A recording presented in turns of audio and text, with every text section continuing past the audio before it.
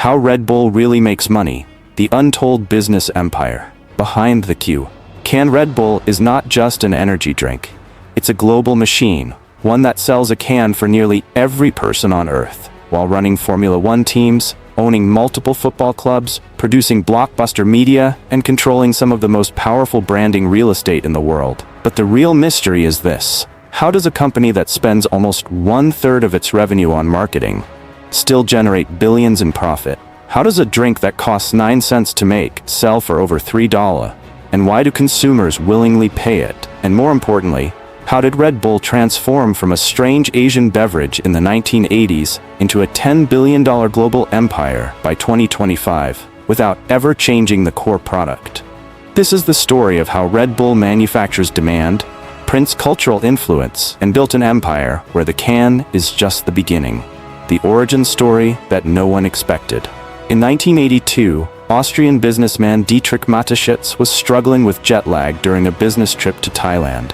There, he tried a local beverage called Krating Dang, a syrup-sweet drink, commonly used by truck drivers and laborers to stay awake during long shifts.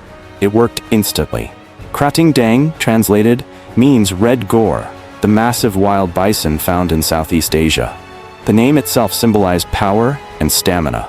But at that time, the drink was completely unknown outside Asia. Mateschitz was fascinated, not just by the result, but by the potential. He believed this wasn't just a drink. It was a category waiting to be invented. Western investors rejected him. They told him, energy drinks will never work in Europe.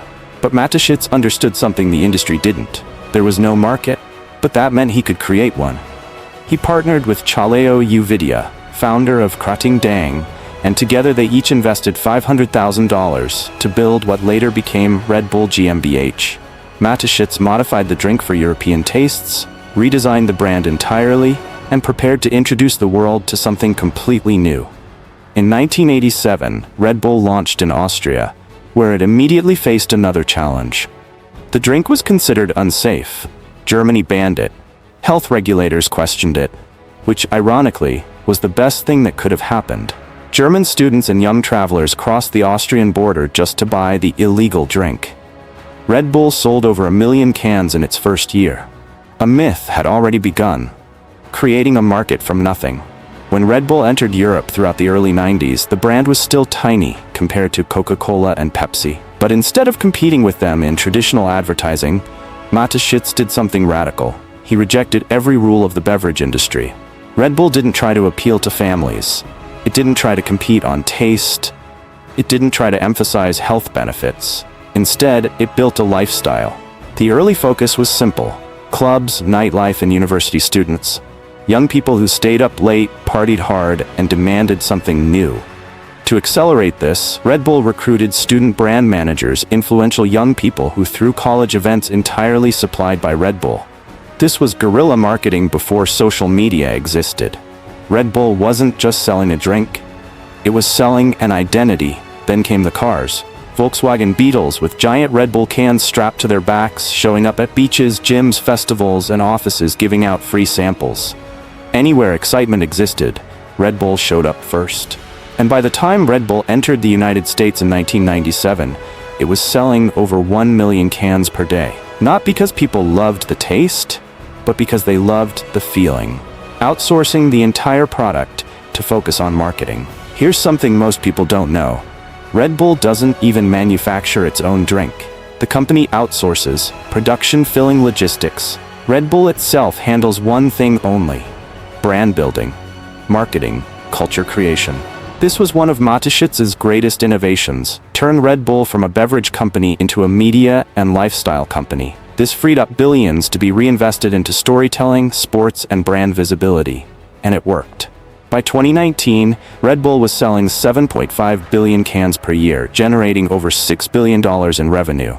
The business had become a cash printing machine. The economics behind the can. Here is the shocking math. Cost to produce 1 can, 9 cents. Wholesale price to big retailers like Walmart, 1 torn 87 cents. Retail price to consumers, 3 yen 59 cents. Red Bull sells a 9-cent product for 20x its production cost. This isn't a beverage business, it's a marketing monopoly. Consumers don't pay for ingredients, they pay for the brand mythology. The energy drink industry exploded after Red Bull, but competitors like Monster and Rockstar never matched Red Bull's cultural influence. Because Red Bull doesn't do marketing the normal way. It does story performing instead of storytelling. The marketing machine, no one can touch Red Bull, doesn't wait for stories. It creates them. It creates events, athletes, records, and moments, then produces the content itself through the Red Bull Media House. This includes documentaries, sports broadcasts, films, extreme sports content, viral social media campaigns. Red Bull owns the visuals, Red Bull owns the narrative, Red Bull owns the cultural moment. And then came one of the most iconic marketing events in history, Felix Baumgartner's jump from the edge of space. Cost, $50 million. Estimated global media value, $6 billion. That is not marketing, that is dominance. From brand to sports empire. By the 2010s, Red Bull realized something. It wasn't a drink company, it was a sports empire. Today, Red Bull owns or sponsors 2 Formula One teams, 5 football clubs, an ice hockey team, skateboarding events, air races, cliff diving competitions, esports teams, thousands of athletes. The network is massive. The purpose isn't profit, yet it's loyalty, identity, and global cultural presence. Owning multiple clubs allows talent development across continents. A young footballer can move from Brazil, Salzburg, Leipzig, New York within the same system. This is not sponsorship, it's vertical integration, and the value is growing. Red Bull bought the New York Red Bulls for $25 million. By 2025, the franchise is valued at $350 to $400 million plus. Sports are not just marketing anymore, they are assets. The dependencies and risks, 2012 to 2020. After 2012, Red Bull's explosive growth slowed. The company was reliant on one single product, the original drink.